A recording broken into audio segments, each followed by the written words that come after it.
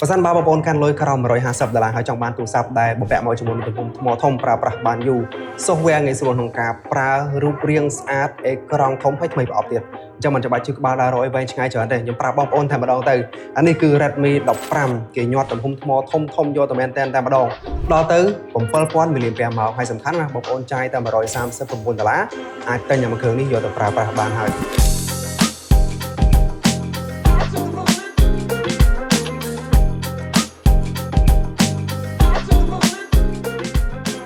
អូខេអញ្ចឹងនេះគឺជា Redmi 15ណាបងប្អូនទើបតែបញ្ចេញថ្មីក្តៅនឹងហើយលើកនេះគឺមានការអាប់ដេតច្រើនមិនថារូបរាងខាងក្រៅក៏ដូចជា software ខាងក្នុងឬក៏កម្លាំងក៏ដូចជា performance របស់វាចឹងទៅមានការអាប់ដេតច្រើនទៅលើ Redmi 15នេះណាបងប្អូនហើយដោយរដងអញ្ចឹងនៅពេលដែលយើងបើកប្រអប់មកហើយប្រអប់មកភ្លាមកាលពីទូរស័ព្ទនេះគឺយើងឃើញមានជាមួយនឹង case មាន adapter ឆ្នាំងសាក33W ហ្នឹងមានបញ្ចូលចាក់ SIM ហើយនៅលើទូរស័ព្ទក៏យើងឃើញមានជាមួយនឹងការ apply ក៏ដូចជាការ put screen ពីលើនឹងមកស្រាប់តែម្ដងអញ្ចឹងអ្វីដែលតាក់ទាញចំណាប់អារម្មណ៍ខ្ញុំដំបូងគឺទៅលើរូបរាងរបស់វាបងប្អូនការ design របស់វាណាមើលមកគឺស្អាតខ្លាំងមែនតើអានេះវា design មកបែប minimal បែប premium ចឹងទៅវាស្រឡះអត់មានអីញ៉ៃច្រើនទេបានន័យថាការ design បែបនេះគឺវាសាមញ្ញប៉ុន្តែប្រណិតហើយទៅលើខ្នងក្រោយរបស់វានេះគឺឃើញថាវារាងកោងកែមសងខាងតិចចឹងណាហ្នឹងគេហៅថា quad curve design អញ្ចឹងទាំងលើទាំងក្រោមឆ្វេងស្ដាំនេះគឺវារាងកោងតិចចឹងទៅវាងាយស្រួលនៅក្នុងការចាប់កាន់ហើយមួយទៀតទៅលើការ design ផ្នែកកាមេរ៉ារបស់វានេះគឺមើលមកតាក់ភ្នែកខ្លាំងមែនតើហើយនេះវាមានជម្រើស3ពណ៌បងប្អូនវាមានជាមួយនឹង Titan Grey នៅរដូវពុទ្ធកាន់នេះអានេះពណ៌នេះក៏ស្អាតដែរហើយវាមានជាមួយនឹងពណ៌ Sandy Purple ក៏ដូចជាពណ៌ Midnight Black អញ្ចឹងនិយាយសួរស្ដាប់វាមានពណ៌ប្រផេះពណ៌ស្វាយក៏ដូចជាពណ៌ខ្មៅមួយទៀតអញ្ចឹងណាហើយសម្រាប់ពណ៌នេះគឺវាអត់ស្រូបកញ្ចៅដៃរបស់ខ្ញុំទេបើទោះបីជាយើងប្រើទៅវាបែកញើសដៃឬក៏តែបើយើងរៀងសើមអីមើលមកអត់មានឃើញស្នាមកញ្ចៅដៃទេអញ្ចឹងបានន័យថាអានេះក៏វាផ្ដល់ទៅលើសោភ័ណភាពរបស់វាកាន់តែស្អាតថែមមកកម្រិតទៀតដែរបើសិនជាវាអត់សូរបែបនេះណាបងប្អូនហើយសម្រាប់ frame ជុំវិញសងខាងរបស់វានេះគឺយើងឃើញមានជាមួយនឹងspeaker ខាងក្រោមហើយរុនសាកថ្ម USB-C ក៏ដូចជារុនប៊ិចមួយខាងឆ្វេងនេះខាងលើគឺយើងឃើញមានជាមួយនឹង IO Blaster មួយទៀតអញ្ចឹងណាហើយខាងស្ដាំនេះប៊ូតុង power គឺយើងអាចប្រើប្រាស់វាដើម្បីជាការ scan កញ្ចៅដៃនៅក្នុងការដោះសោអញ្ចឹងទៅហើយសម្រាប់រុនដាក់ SIM របស់វាគឺយើងអាចដាក់ SIM បាន2បងប្អូនប៉ុន្តែគាត់ថានៅក្នុងនេះ SIM card ក៏ដូចជា micro SD card វា hybrid គ្នាអញ្ចឹងបើសិនជាយើងដាក់ SIM មួយហើយយើងចង់បន្ថែម SIM មួយទៀតគឺយើងអាចដាក់ SD card បានទេប៉ុន្តែបើសិនជាយើងចង់ដាក់ SIM មួយហើយបន្ថែមជាមួយនឹង micro SD card មួយទៀតអានឹងគឺយើងអាចដាក់បានបែបហ្នឹងអញ្ចឹងណាបងប្អូនដោយសារតែ slot SIM ទី2ក៏ដូចជា micro SD card ហ្នឹងគឺវានៅជាមួយគ្នាអញ្ចឹងបើសិនជាយើងចង់ដាក់គឺយើងអាចផ្លាស់ប្ដូរគ្នាបានហើយមួយទៀតតើតើទៅជាមួយនឹងកម្រាស់ក៏ដូចជាទម្ងន់របស់វាមិនសូវជាធ្ងន់ក៏ដូចជាមិនសូវជាក្រាស់ពេកទេកម្រាស់ 8.4 មីលីម៉ែត្រទម្ងន់214ក្រាមអញ្ចឹងទម្ងន់ប៉ុណ្ណឹងវាល្មមក្នុងការកាន់ដាក់ក្នុងកប៉ាល់ប្រើប្រាស់នៅក្រៅអីចឹងណាពេលដែលកាន់យូរវាមិនធ្វើឲ្យយើងចុកដៃទេទម្ងន់ប៉ុណ្ណឹងគឺវាស្រាលឲ្យ2ខាំបន្តិចហ្នឹងអញ្ចឹងជារួមសម្រាប់ការ design របស់វាទៅលើទូរស័ព្ទដែលមានកម្រិតតម្លៃក្រោម$150គឺខ្ញុំគិតថាគេធ្វើបានល្អមែនតើវាសឹងតែប្រហែលជាមួយនឹងប្រភេទទូរស័ព្ទដែលស្ថិតនៅក្នុងកម្រិតតម្លៃ mid range មួយចំនួនបាត់ទៅហើយទៅលើ Redmi 15នេះណាបងប្អូនហើយមួយទៀតតើតើទៅជាមួយនឹងទំហំអេក្រង់របស់វានេះដល់ទៅ 6.9 អ៊ីងគឺធំមែនតើបងប្អូនអញ្ចឹងវាល្អមែនតើសម្រាប់បងប្អូនដែលចង់បានប្រភេទទូរស័ព្ទដែលមានអេក្រង់ធំអីណាហើយមិនចង់ចាយច្រើនព្រោះថា 6.9 អ៊ីងគឺវាធំហើយ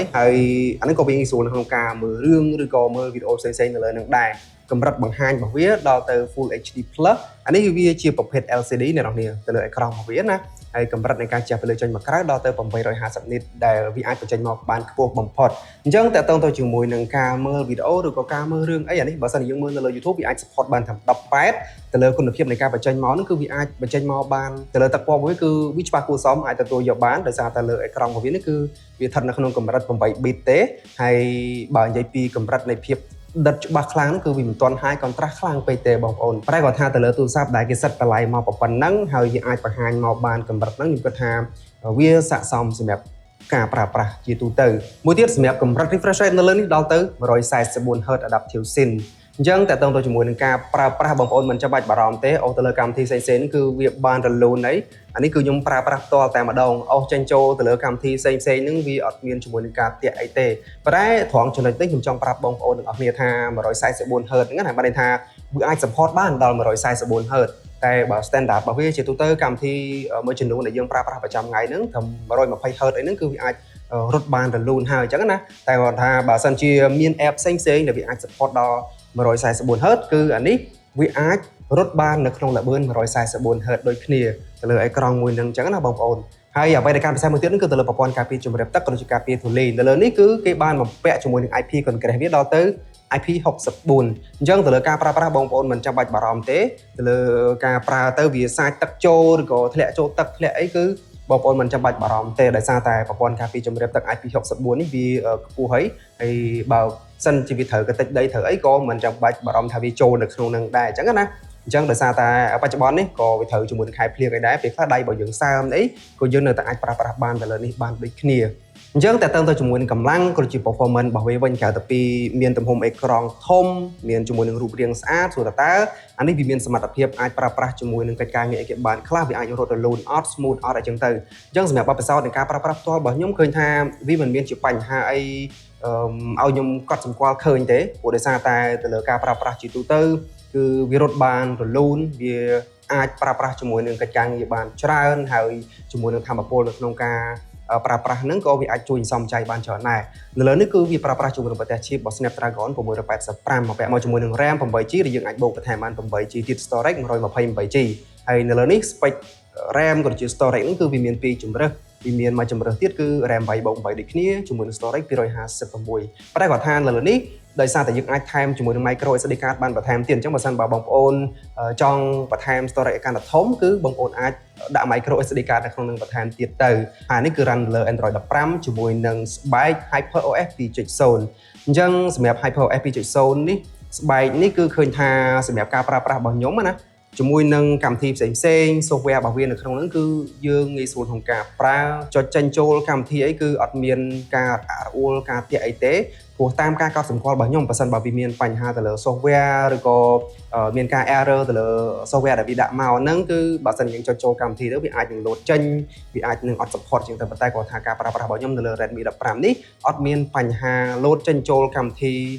ឬក៏ error ទៅលើកម្មវិធីពេលយើងចុចចូលប្រើប្រាស់អីទេអញ្ចឹងសម្រាប់ខ្ញុំជារួមគឺយើងអាចប្រើប្រាស់បានរលូនដោយមិនចាំបាច់បារម្ភថាវាគាំងទៅលើ software គាំងទៅលើកម្មវិធីអីទេហើយសម្រាប់ HyperOS 2.0 នេះក៏ទៅលើ UI របស់វាក៏ដូចជា menu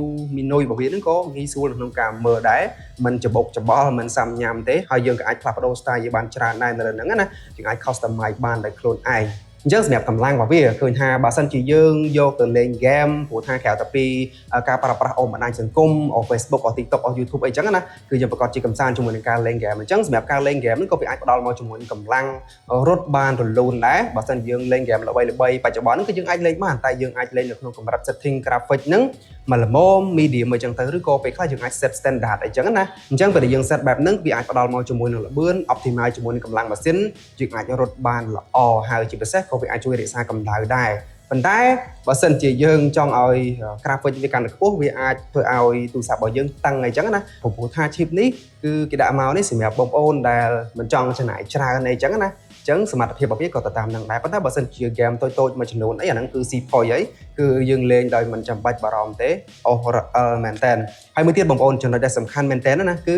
ទំហំថ្មរបស់វានៅលើ Redmi 15នេះគឺគេបានបំពាក់មកជាមួយនឹងទំហំថ្មដល់ទៅ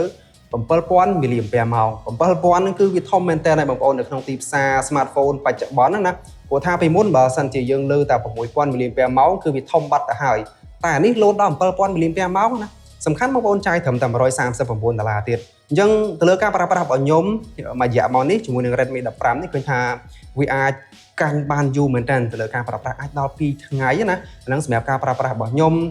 ការប្រើប្រាស់ទូទៅលេងហ្គេមផងថតរូបឬក៏ខ្ញុំអាច enjoy ជាមួយនឹងការប្រើប្រាស់ទៅលើ social media អីផងអានឹងគឺវាអាចកាន់បានដល់2ថ្ងៃហើយអ្វីដែលខ្ញុំកត់សម្គាល់បន្ថែមទៅលើនឹងទៀតគឺទៅលើថ្មរបស់វានេះណាបើសិនជាវានៅសល់តិចភាគរយតិចយើងទុកចោលមិនសូវជាប្រើប្រាស់គឺវាមិនស្រកខ្លាំងទេបងប្អូនគឺទុកបានយូរមែនតើហើយល្បឿនសាករបស់វាគឺ33វ៉ាត់ហើយក៏គេបានបន្ថែមមកជាមួយនឹងមុខងារ reverse charge 18វ៉ាត់មកបន្ថែមទៀតដែរអញ្ចឹងបានន័យថាយើងអាចប្រើប្រាស់នេះដើរតួជា power bank ដើម្បីបញ្ចូលទៅលើឧបករណ៍ផ្សេងៗបានបញ្ចូលទៅទូរស័ព្ទក៏បានបញ្ចូលទៅឧបករណ៍ដូចជាកាសដូចជាភ្លើងរបស់យើងអីក៏បានដែរអញ្ចឹងណាអញ្ចឹងគឺវាល្អដែរសម្រាប់ reverse charge ហ្នឹងហើយសម្រាប់កាមេរ៉ារបស់វាវិញខាងក្រោយនេះគឺយើងឃើញមាន2គ្រាប់កាមេរ៉ា Gold 50 megapixel ខាងក្រោមនេះគឺ depth camera ខាងមុខកាមេរ៉ា selfie របស់វាគឺ8 megapixel ហើយសម្រាប់គុណភាពរូបភាពរបស់វានៅពេលដែលយើងថតចេញមកហ្នឹងឃើញថាវាអាចចាប់យកចំណុច detail បានល្អជាពិសេសទៅលើអាចចំណុចគេហៅថាលម្អិតទូចៗហ្នឹងគឺយើងនៅតែឃើញអញ្ចឹងណាដូចជាតសៃសក់ដូចជាថតសัตว์ថតអីវាមានរោមមានអីចឹងទៅឃើញថាអាចចំណុចទូចៗហ្នឹងគឺវាអាចចាប់ចេញមកបានល្អហើយពន្លឺក៏វាអាចរុញបានខ្ពស់ដែរហើយទៅលើទឹកពណ៌របស់វាមិនសូវជាដិតខ្លាំងពេកទេតែគាត់ថាពណ៌ប៉ុណ្ណឹងគឺយើងអាចទទួលយកបានតែបើសិនជាយើងថតនៅពេលដែលមិនសូវមានពន្លឺឬហៅថាថត low light ហ្នឹងគឺយើងអាចនឹងឃើញមានជាមួយនឹងចំណុច noise ទូចៗនៅលើប្លង់នៅកន្លែងណាដែលវាមិនសូវមានពន្លឺណាតែជាទូទៅកម្រិតរូបភាពប៉ុណ្ណឹងគឺមិនមែនអីជាបញ្ហាទេនៅក្នុងកម្រិតទូរស័ព្ទដែលមានតម្លៃប៉ុណ្ណឹងណាហើយ selfie កាមេរ៉ារបស់វា8 megapixel ហ្នឹងក៏យើងអាចចាប់យកសាច់មុខរបស់យើងបានភ្លឺល្អដែរជាពិសេសគឺវាបដូរជាមួយនឹងគេហៅថា skin tone របស់យើងពេកទេវានៅតែអាចចាប់យកពណ៌ស្បែកមុខរបស់យើង accurate ឬក៏ពណ៌ស្បែកមុខរបស់យើងបានត្រឹមត្រូវល្អអញ្ចឹងណាហើយទៅលើការថតវីដេអូគឺយើងអាចថតបានត្រឹមកម្រិត1080 30 frame ត្រង់ចំណុចនេះបើសិនជាគេដាក់ត្រឹមដល់ទៅ60 frame អានឹងក៏កាន់តែប្រសើរទៀតប៉ុន្តែគាត់ថានេះយើងអាចថតបានត្រឹមតែ18 30 frame ទេបងប្អូនអញ្ចឹងជាទូទៅខ្ញុំគិតថាបងប្អូនចាយប៉ុណ្ណេះគឺធូរមែនតើសម្រាប់ Redmi 15តម្លៃវាគឺវាមាន2ជម្រើសវាមាន RAM 8GB 8 Storage 128GB តម្លៃវាត្រឹមតែ$139ទេហើយមួយជម្រើសទៀត RAM 8GB ដូចគ្នា Storage 256តម្លៃវា$159អញ្ចឹងបងប្អូនអាចជ្រើសរើសបានហើយសម្រាប់ Redmi 15នេះគឺមានលក់នៅលើទីផ្សារប្រទេសកម្ពុជាយើងហើយបងប្អូនអាចរកមកបាននៅតាមបណ្ដាហាងដែលនៅជិតបងប្អូនទាំងអស់គ្នាអញ្ចឹងអរគុណជួបជាមួយខ្ញុំបាននៅក្រៅវីដេអូក្រោយទៀតបាយបាយ